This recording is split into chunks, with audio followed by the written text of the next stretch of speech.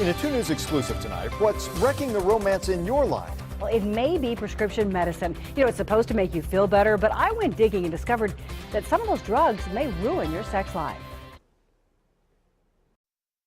I mean, lots of passion, lots of calling into work. Okay. Jessica and James Pesh fell in love fast and married just months after their first date. We ended up getting pregnant a month after we were married, so.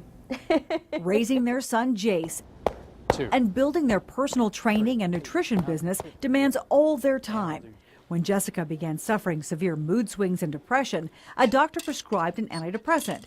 It helped at first. I felt like I was a better boss, a better wife, a better mom. It was a great thing, positive as far as we ceased to fight. We didn't fight anymore, ever, which that was really good. But then I started to notice that she really didn't have an opinion on anything anymore. Including intimacy. I noticed right away I didn't have a sex drive, right away. It pushed them apart.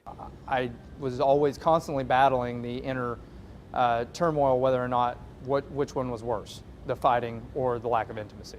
When I started researching this story, I was amazed by the number of medications that affect desire. Antidepressants are among the worst culprits. Anti-anxiety medications. Think of how many people take diuretics and drugs to fight high blood pressure, plus muscle relaxants, even heartburn medicine, and common antihistamines too. Research pharmacist Renee Quaderas encourages patients to read up on side effects, but you won't find sexual side effects on any warning labels. Of all the side effects you can experience to drugs, it's not normally one of the most common. She says talk with your doctor about options. You might be able to reduce the dose or take a drug holiday, Which is where you actually go off the drug for a time and then restart it. And sometimes side effects will not be experienced the second time around, or else they will subside and you'll have better luck next time.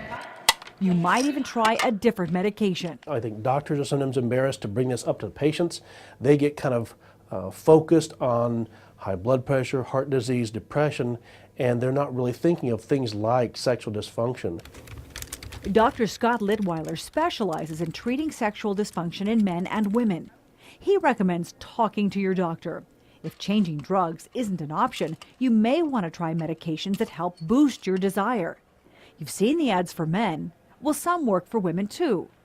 Dr. Litweiler warns, though, just be sure to rely on proven medications. There are a lot of things that are out there on the internet that people will look up that don't have a lot of good medical basis behind that. And so you want to use medications that are really well studied and approved for those kinds of things. 230 million. Jessica had talked with her doctor. She basically told me that women don't have sex drives when they're family, have families and careers, so I need to just make time to have sex. But alligators and crocodiles. She rejected that doctor's advice and got a second opinion. Her family physician found a serious thyroid imbalance was causing her mood swings, and she stopped taking the antidepressant. 2 months later, I wanted to have sex again for the first time in like 2 years.